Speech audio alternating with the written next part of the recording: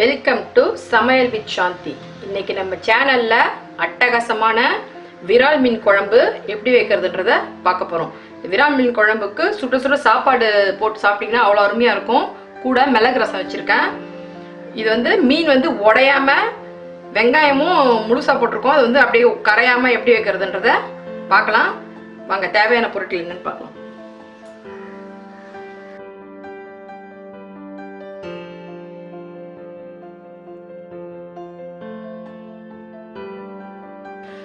வெங்காயம், சாம்பார் வெங்காயம் எடுத்திருக்கேன். ஒரு 20 பீஸ் எடுத்திருக்கேன். நான் கட் பண்ணாமல் அப்படியே வச்சுருக்கேன். 2 பச்சை மிளகாய் கீரி வச்சுருக்கேன். கருவேப்பிலை, 3 தக்காளி, மீடியமான சைஸு 3 தக்காளி, ஒரு 15 பல்லு பூண்டு, புளி வந்து 3 எலுமிச்சை பழ அளவுக்கு 3 அளவுக்கு எடுத்துக்கோங்க.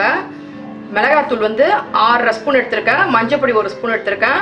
இது வந்து வடகம், வெங்காய வடகம், இது தாளிக்கிறதுக்காக.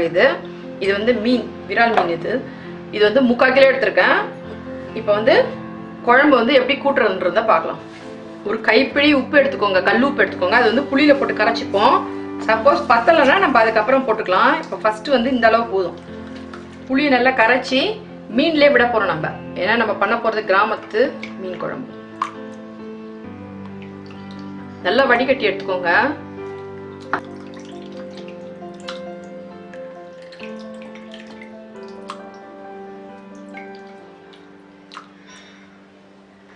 புளியை கரைச்சி ஊற்றிட்டேன் நான். இப்போ மிளகாய் பொடியும் மஞ்சள் பொடியும் போட்டுடலாம் இதுலேயே.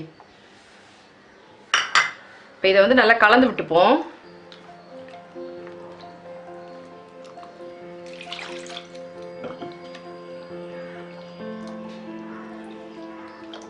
கலந்துட்டு உப்பு புளிப்பு காரம்லாம் கரெக்டாக இருக்கான்னு செக் பண்ணிக்கோங்க. ஓகே, இந்த அளவு கரைச்சி செக் பண்ணிக்கோங்க இந்த ஸ்டேஜ்லயே. இதை வந்து ஓரமா வச்சிருவோம். இப்போ நான் மண் சட்டியில தான் இன்னைக்கு செய்ய போறேன். மண் சட்டி வச்சாச்சு. எப்பவுமே மண் சட்டியை வச்சு சூடு பண்ணதும் அதுல இருந்து ஒரு ஆயில் மாதிரி வரும். அது எப்பவுமே ஒரு டிஷ்யூ பேப்பர் வச்சு அதை தொடச்சிட்டு அதுக்கப்புறம் எண்ணெய் ஊற்றணும். புதுசா ஊத்துற எண்ணெய். இது வந்து ரெகுலரா சட்டியில சமைக்கிறவங்களுக்கு தெரியும். ஒரு 2 குழிக்கரண்டி நல்லெண்ணெய் விட்டுக்கோங்க.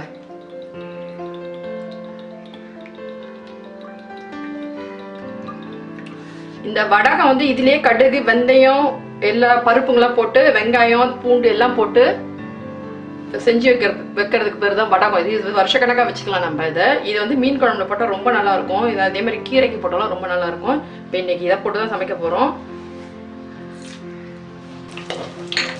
இப்போ வடகம் வந்து நல்லா பொரிஞ்சு வந்துருச்சு.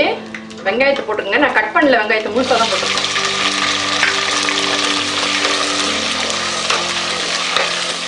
இது கொஞ்சம் வதங்கிறதுக்கு உப்பு போட்டுக்கலாம்.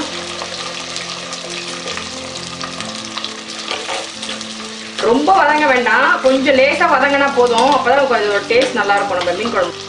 இப்போ வந்து பூண்டையும் போட்டுருவோம் இதுல. எப்பவுமே பூண்டு வந்து தட்டி போட்டா ரொம்ப நல்லா இருக்கும் மீன் குழம்புக்கு. கொதி வந்ததுக்கு அப்புறம் அதுக்கு ஒரு 6-7 பூண்டு வச்சிருக்கேன் நான் தனியா. இப்போ தக்காளியை போட்டுடலாம். தக்காளி நல்லா மேஷ் ஆகிற அளவுக்கு வதங்கணும். ஓகே, இப்போ நல்லா தக்காளி வந்து நல்லா மேஷ் ஆகிற அளவுக்கு வதங்கிச்சு. எப்பவுமே இந்த சாம்பார் வெங்காயம் நம்ம முழுசா போட்டு பண்றதா இருந்தாக்கா போட்டு ஒரு 30 செகண்ட்லயே நம்ம வந்து கூட தக்காளியை போட்டுடணும். இது கொஞ்சம் நல்லா வதங்கினதுக்கு அப்புறம் நீங்க தக்காளி போட்டீங்கன்னா இதுவும் சேர்ந்து நல்லா மேஷ் ஆயிடும். குழம்பு வந்து தித்திப்பா வர ஆரம்பிச்சிடும். இப்போ பாருங்க இந்த ஸ்டேஜ். இப்போ வெங்காயம் அப்படியே முழுசு முழுசா இருக்குங்களா, அதனாலதான் அந்த மாதிரி போடுறது. ஓகே, இப்போ இது நல்லா வதங்கிடுச்சு.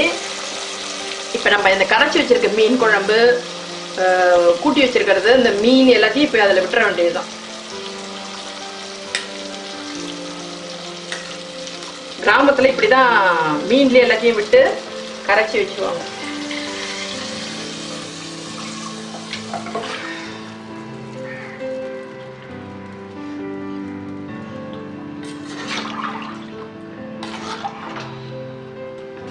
ஓகே, குழம்ப வந்து நம்ம இதில் விட்டாச்சு.